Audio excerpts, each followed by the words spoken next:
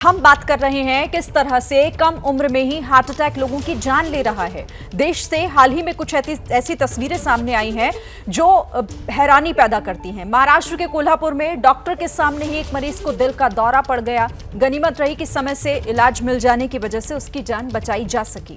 दूसरी जो तस्वीर सामने आई, जो खबर सामने आई यूपी के बरेली से, जहां जन्मदिन की पार्टी में डांस कर रहे युवक को अचानक से दिल का दौरा पड़ गया और उसे भी बचाया नहीं जा सका। इसी तरह से यूपी के मैनपुरी में गणेश चतुर्थी के एक कार्यक्रम में एक कलाकार मंच पर ही गिर पड़ा, दिल का दौरा पड़ा और उसकी मौत हो गई। तस्वीरें आप देख रहे हैं किस तरीके से एक के बाद एक कम उम्र में हार्ट अटैक के मामले सामने आ रहे हैं। चलते फिरते, डांस करते, परफॉर्म करते लोगों की जान जा रही है और यही कई सवाल खड़े करती है, जिस पर हम बातचीत कर रहे हैं। हमारे साथ यहाँ दो एक्सपर्ट्स मौजूद हैं। Internal medicine expert doctor Swati Maheshwari studio में मेरे साथ हैं और साथ ही कार्डियोलॉजिस्ट डॉक्टर रजत अरोड़ा हमारे साथ इस वक्त जुड़े हुए हैं। यशोदा हॉस्पिटल के एमडी भी हैं। बहुत स्वागत है आपका रजत जी। शुरुआत इस बार मैं आपसे कर लेती हूँ। आपको क्या लग रहा है सर, इस तरह के मामले कि लोग वर्कआउट कर रहे हैं खुद को फिट रखने के लिए, लेकिन उसी दौरान लोगों को हार्ट अटैक आ जाता है, जान तक चली जाती है, परफॉर्म कर रहे हैं स्टेज पे लेकिन हार्ट अटैक से जान चली जा रही है, वजह आपको क्या समझ आ रही है इन घटनाओं के पीछे? मैम हमारी largely, thank you sharing ma'am, हमारी लार्जली जो लाइफस्टाइल्स हैं, जो हमारी जो चैलेंजेस हैं लाइफस्टाइल के, उससे रिलेटेड है हार्ट डिजीज। लेट्स स्टार्ट, अगर हम बेसिक से स्टार्ट करें तो सबसे पहले है स्मोकिंग। तो स्मोकिंग हमारे देश में अगर हम इसको अगर नंबर्स के बेसिस पे जाएं तो ऑलमोस्ट 20% जो 25 से 45 ईयर ओल्ड जो लोग हैं, 20% जो लोग हैं वो स्मोकिंग कर रहे हैं। तो जो स्मोकिंग इतनी रैम्पेंट हो गई है, जो हमें मे बी दिखती है नहीं दिखती है, बहुत सारे पेरेंट्स बिलीव करते हैं उनके बच्चे स्मोकिंग नहीं कर रहे हैं, बट स्कूल में बच्चे हैं जो स्मोक करते हैं, स्कूल के बाद स्मोक करते हैं, कॉलेज में लोग हैं जो स्मोक करते हैं, इवनिंग्स में लोग स्मोक करते हैं, स्ट्रेसफुल एक्टिविटी है जो हमारे ऑफिस की, उसमें लोग स्मोक करते हैं। They go out to smoke so that they can reduce the stress. तो लोग ये बिलीव जो है कि जो स्मोकिंग स्ट्रेस रिड्यूस करती है और जो हमें एक्टिवेट करती है, हमें मोटिवेट करती है, जो बिलीफ है, इसी की ये बहुत बड़ा कारण है। अगर आप देखें कि 31% जो हार्ट डिजीज है इस देश में, जो 31% हार्ट डिजीज है, वो सिर्फ एक कारण की वजह से है, वो है स्मोकिंग। तो हमारे लिए जो सबसे जरूरी इंपॉर्टेंट फैक्ट है और जो हमें कंट्रोल करना है, वो हमें यंगस्टर्स में पर्टिकुलरली स्मोकिंग बंद करानी है।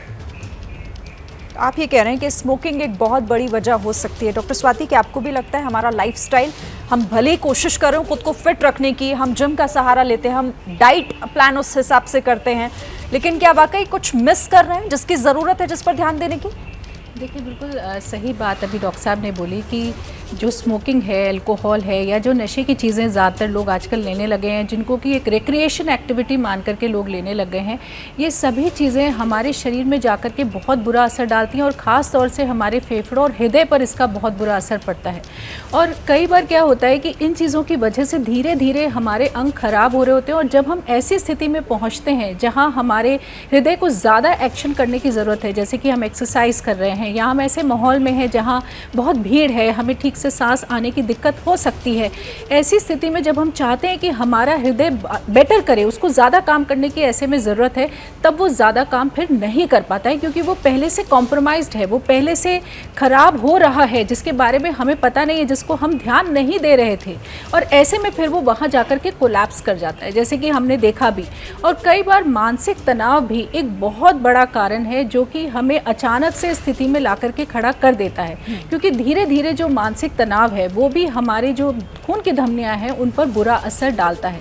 तो बहुत सारी चीज़ें ऐसी हैं जिनको हम कह सकते हैं कि हमारे हाथ में है, जैसे स्मोकिंग है, अल्कोहल है, हमारा वज़न है, हमारी बीमारियों के बारे में हमारी जानकारी है कि हमें ब्लड प्रेशर तो नहीं है, हमें डायबिटीज़ तो नहीं है, कोलेस्ट्रॉल तो नहीं हमारा बढ़ रहा है, हम खाना किस तरह का खा रहे हैं, हम कितनी नींद लेते हैं, हम एक्सरसाइज कितनी कर रहे हैं, ये सभी चीज़ें हमारे अपने हाथ में है। तो अगर हम इन चीज़ों के ऊपर ध्यान दें और इन चीज़ों को कंट्रोल करने की कोशिश करें, या कम से कम ये कोशिश करें कि हम ज़्यादा से ज़्यादा सही पटरी पर चलने की कोशिश करें, तो मुझे लगता है कि हम अपने हृदय को बेहतर रख सकते हैं, अपनी हेल्थ को बेहतर रख सकते हैं। क्योंकि देखिए, जीन्स का कहीं ना कहीं असर पड़ता है, और भी बहुत सारी चीज़ें, अब जैसे प्रदूषण है जिसके लिए हम कुछ नहीं कर सकते, कि हमारे चारों तरफ प्रदूषण है ही, उसमें हमें बाहर निकलना ही है, ये चीज़ें हैं। लेकिन इसके अलावा जो ज़्यादा इम्पॉर्टेंट है वो हमारे हाथ की चीज़ें हैं, जिनको अगर हम करें तो हम ज़रूर इससे बच सकते हैं, और वही प्रयास इस वक्त मेरे ख्याल से हम सभी को करना भी चाहिए। बिल्कुल, कोशिश शुरू कर देनी चाहिए, जिस तरीके से लगातार एक्सपर्ट्स भी यही समझाते हैं। मैं एक बार फिर से डॉक्टर रजत आपके पास आना चाहती हूँ। आप कार्डियोलॉजिस्ट हैं, कई ऐसे केसेस आपके सामने भी आते रहते होंगे। आपने कहा स्मोकिंग या अल्कोहल एक बहुत बड़ी वजह होती है हमारी लाइफस्टाइल में, जिस तरीके से ये चेंजेस आ रहे हैं।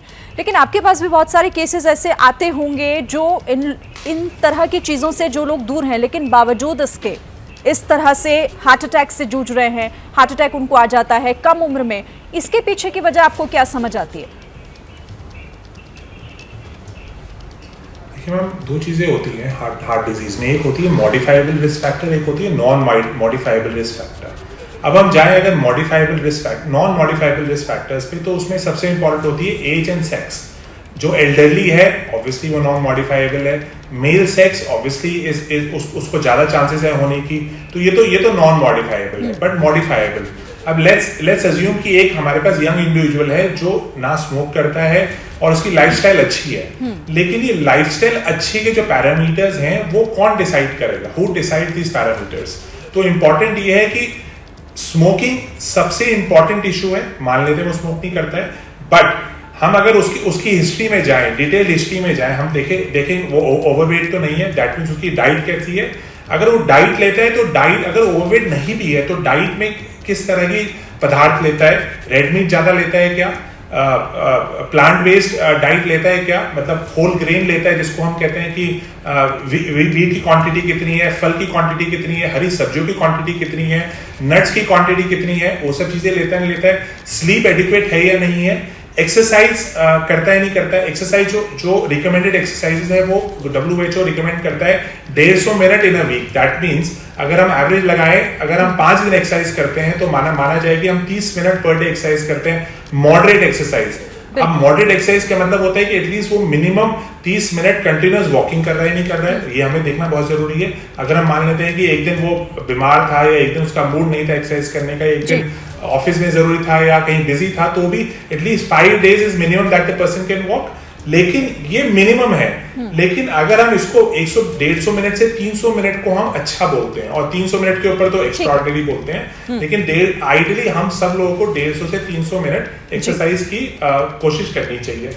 नेक्स्ट हम जाएं, was is blood pressure controlled और नॉट। 30% एडल्ट पॉपुलेशन है जिनको यही नहीं पता है कि उनका ब्लड प्रेशर हाई है। और इसलिए बेहद जरूरी है कि आप कोई डाइट फॉलो कर रहे हो, आप कोई एक्सरसाइज कर रहे हो या किसी समस्या से जूझ रहे हो, तो एक्सपर्ट से सलाह लेना आप लोगों के लिए बहुत जरूरी है। जैसे ही घड़ी का काटा दोपहर 2:30 पे आए, बबीता जी का दिल सास बहू साजिश के लिए मचल जाए। और ये है इनकी बहू, पूरे दिन ऑफिस की टेंशन हो जाए गॉन जब ये करें अपना फेवरेट शो फ्री टाइम पे ऑन। इनकी तरह आप भी देखिए अपना फेवरेट शो अपने टाइम पर और डाउनलोड कीजिए ABP लाइव ऐप अपने स्मार्ट टीवी पर।